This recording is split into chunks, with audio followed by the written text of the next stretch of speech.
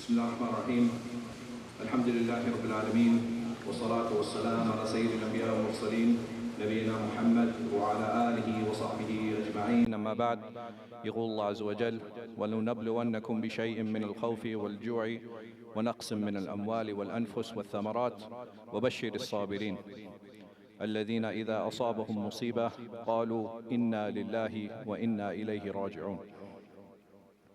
Allah subhanahu wa ta'ala tells us in this verse, and we shall certainly test you with loss of lives, wealth, property. So give glad tidings to those who are patient, those who say anytime a calamity befalls them, that it is to Allah that we belong and it is to Him that we shall return.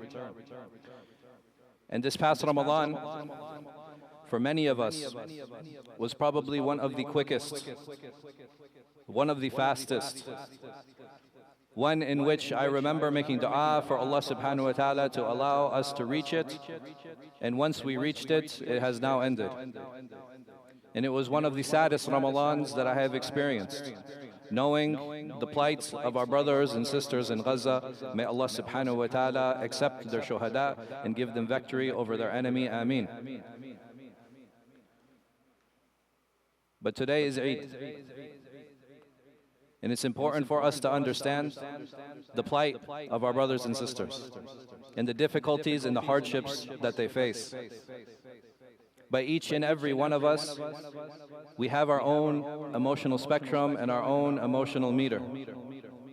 And if we have reached a point of emotional exhaustion, then it's important for us to understand that it is okay sometimes to take happiness in moments like this.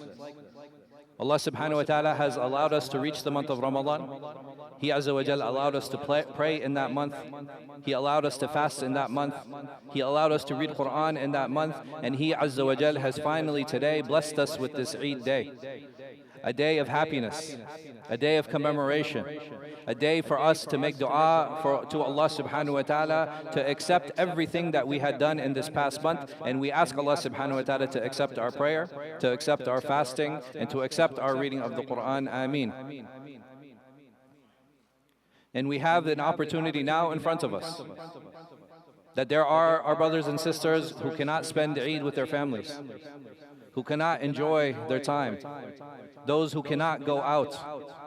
So are we going to use this opportunity now to spend time with our families? Are we going to use this opportunity now to remember the blessings that Allah subhanahu wa ta'ala has given to us?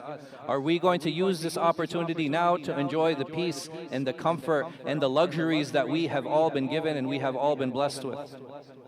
Every single one of these is a responsibility, and we should not be sad that we have been given these freedoms. We should not be upset that Allah subhanahu wa ta'ala has blessed us. We need to just remain accountable to them and understand that these are all responsibilities.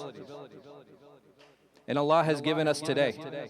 He's given us this Eid day, a day of happiness, a day of celebration, a day of remembrance, a day of family. So are we going to use this day to create happy memories for our families, or a day where we drop them off and we all go back to work?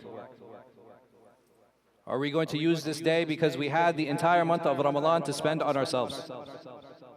The entirety of Ramadan, we were praying individually, we were fasting individually, we were reading Quran individually. Some of us might have been even given the opportunity to make i'tikaf by ourselves. Allah had given us the entire month. Now today is their day. Make sure that this is a day of happy memories. وأقول قولي هذا وأستغفر الله لي ولكم ولسائر المسلمين من كل ذنب وخطيئة إنه هو الغفور الرحيم.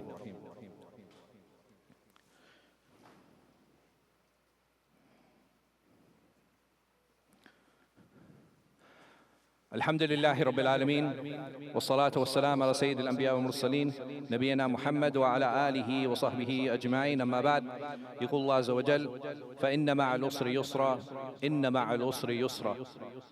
That in hardship there is ease, in hardship there is ease. And we see what is happening to our brothers and sisters, and we all know it. I don't need to keep giving reminders. But it is important for us to understand that for many of them, their test is over. And walillahi alhamd, many of them have succeeded in their tests. Many of them remember the hardships that they face, and they remember that victory and patience is from Allah subhanahu wa ta'ala. Will we remember the same thing? Will we take the same opportunity? Because yes, we have been making dua, and yes, we have been sending funds. But what have we been doing in our own homes to make sure that we strengthen these relationships that we have in front of us?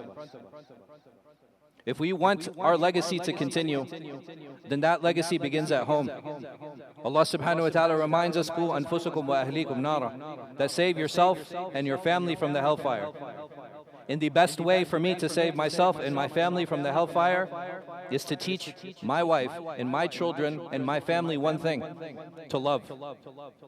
And the easiest way to teach love is to practice it, because it is through that love that they will learn to love Allah subhanahu wa ta'ala, that they will learn to love the Messenger sallallahu alayhi wasallam, they will learn to love their Muslim brothers and sisters. This is an opportunity of love. This is an opportunity of celebration. May Allah subhanahu wa ta'ala give us tawfiq to take advantage of that. We ask Him Azza wa Jal to have mercy on all of those who have passed. We ask Him Azza wa Jal to give shifa, to give healing to all of those who are ill. We ask Him Azza wa Jal to help those who are in any type of financial hardship out of that hardship. We ask Him Azza wa Jal to help those who are in debt out of that debt. And we ask Him Azza wa Jal to make this a day of love, to make this a day of celebration, and to make this a day of remembrance for all of us. Ameen. Wa subhanakallah wa bihamdik. Wa ashhadu an la ilaha illa anta wa astaghfiruka wa atubu ilayk. Wa Eidukum Mubarak. Wa taqabbal Allah minna wa minkum.